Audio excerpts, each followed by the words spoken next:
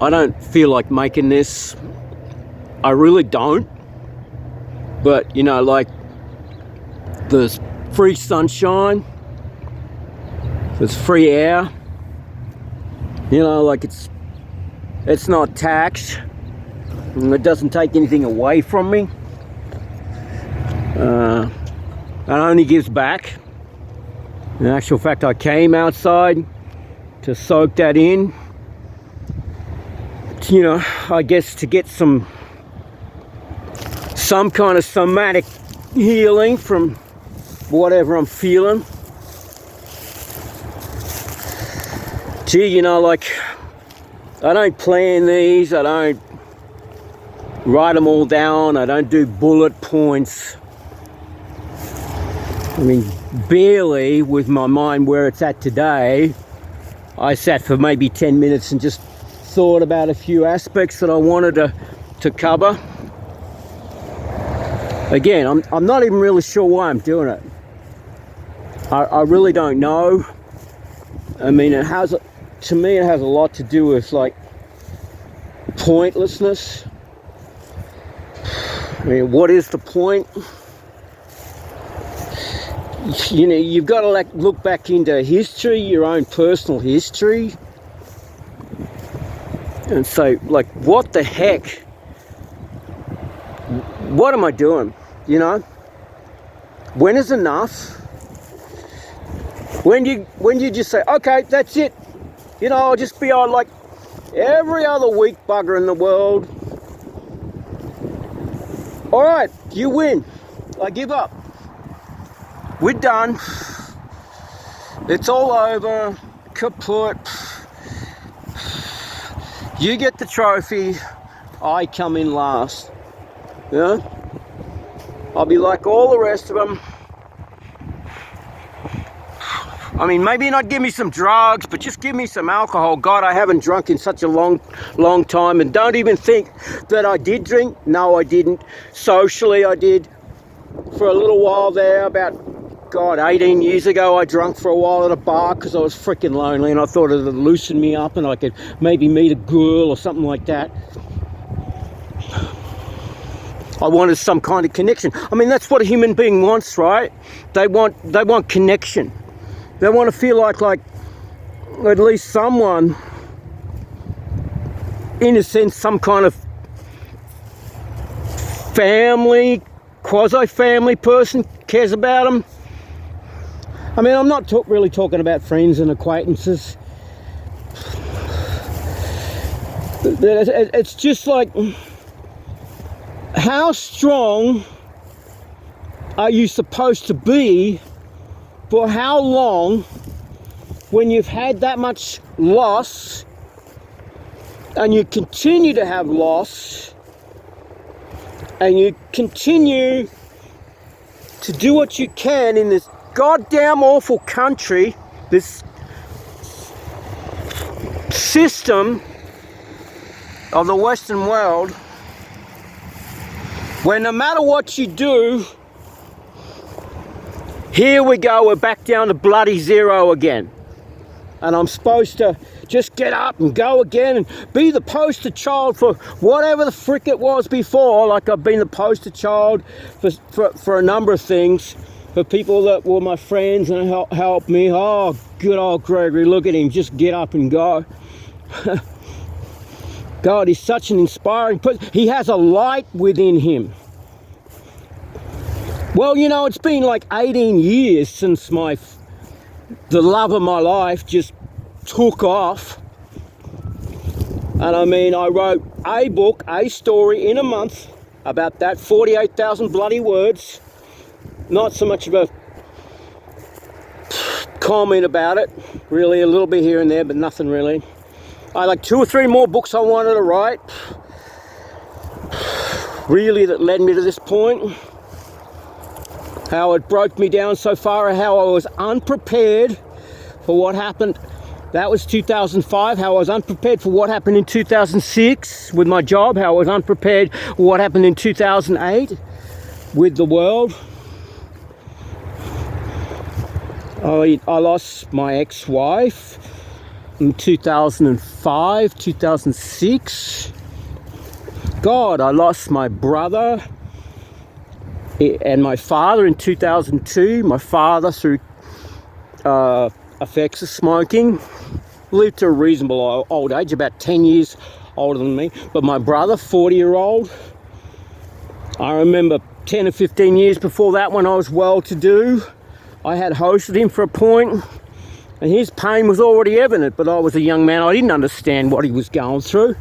A workplace accident put him in a lot of physical pain.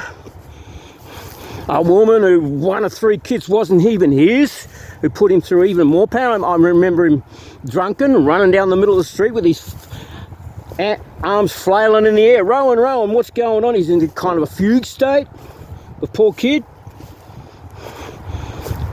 A dreamlike state, because in his alkalized mind, he was so traumatized with the events of his life. Long story short, 2002, the same year after my dad passed, blew his fucking head off with a shotgun. I remember the image that came to me from an older woman who happened to be a policewoman who I had dated prior to that a long time ago. How she'd remarked about how she'd come into a place where such an event had occurred to investigate, and a hero had skidded across the front room floor on a cube of brain. That was what was left for me as my parting parallel image of my brother. And I lost my son in 99 because my ex from Australia had the only quid pro quo, frankly, was, where's the money? So, you know, it's like every other famous person's kid you hear out where they're estranged from their ex. They have custody. The kid's mind is poisoned. He's 35-year-old. I don't have anybody. I have a mother I lived with in 2009 as a brief refuge from the financial crisis back in Australia, who, I don't know, she's probably dead now, but she was 70 then. She was a whole horrible, wizened, mean old witch of a woman who kicked me out under the assistance of my uncle and my crazy, horrible, mean sister, who's always been a nutcase her entire life, an awful person. So I was within a month or so of trying to establish myself, and my mother kicked me out because I needed to be able to sit in the front room without 50 pound per square feet of smoke puffing into my lungs. Just wanted to open the window every now and again. So, you know, all I have is a sister that would just yell and scream the minute we opened a bedroom door to say hello to her when my brother and I were kids. Don't even know if that, where that person, don't even care. That's the last person, and my mother's probably 85 now. She's probably dead. And sorry to say, but there are people in this world, obviously, that have family that would be traumatized if that happened, but I just do not give a damn. I would probably dance on the grave. But my son, my brother, my father who beat me, who was violent, who mellowed in later years, I mean, I came to feel that there was some kind of good stuff that happened for us when we were kids. This was like a parallel reality, good times and awful violent times. So the 3 men, my brother, my father, my son, they're gone. No one would really hurt if I was gone. And then you look at what you've done to survive this, be the poster child, actually believe that one day you'll get through it. like 16 years in the wilderness of this economic disaster we call Western civilization, right? And one day you'll be over the it's not 40 years, but you'll be over the 16 years and you'll be through it.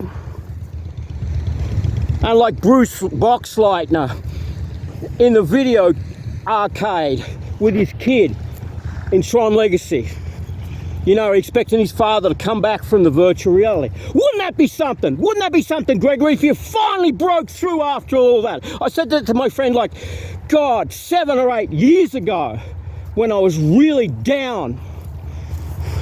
Well, wouldn't that be something? Guess what? Back to zero again, Gregory. Back to zero.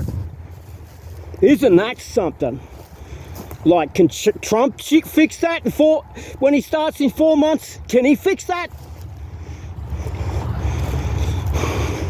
And then you look at what, like everything, I used to say I remain, but everything has fallen by the wayside around me. You look at how much debt I've got in different periods. Well, what if I even did manage to get up? I have to be a millionaire just to get rid of this stuff. I had 2008, I had federal debt, maybe $20,000. They still haven't come after me for it. I had $30,000 of credit card debt. Well, good luck to that. That'll never happen anyway. I mean, that's not a real issue. And then when the bloody pandemic ruined the work situation, I got probably $1,500 of federal taxes that are due that would come on because of the unemployment that was paid, the pandemic unemployment. Then I got another $1,500 of employment that, you know, when I finally did get back to work again, what I did for a couple of weeks, I didn't notify because I was so damn broke. I needed the crossover money. Where is the assistance for people who need crossover money when they're in a short-term difficult situation? The average person. Corporations got it. People never get it. You're always supposed to just come up with out of thin air. What am I supposed to be? The bloody Federal Reserve? And I got $32,000 of student debt. I'm a genius. 2013, 2017, I got a 3.72 cumulative GPA, 3 associate degrees, computer science, accounting, and business. I'm a freaking genius. High honors, president scholarships and everything. But you know, guess what? The fear of many, many years being in and out of being unsheltered since what California did to me in 2008. $32,000 plus 5, 6, 7 years worth of forbearance, whatever the hell it is now that's due that I haven't even talked to them. How can I do that when I'm in one trucking job for 3 years and then I'm shit canned? You know, when my green card expired, my green card was bloody expired. That's how bad the trucking got with the low freight. I got that back, but guess what? One company in Texas, 5 weeks, boom, you're done. Now I got this other guy, I'm waiting on him. This is the reason I'm freaking out today. No word. Well, you know, the money I did have through my own means, not a lot left. So this is where I am today. Freaked the fuck out. Because, you know, zero, that's where I'm coming to, 0. So, what is the point here? What are all the bullet points? How do you tie it all together? Oh yeah, okay, there we go. Let's summarize that little bit about the debt. I'm not waterlogged. I'm up to my waist. I am debt-logged.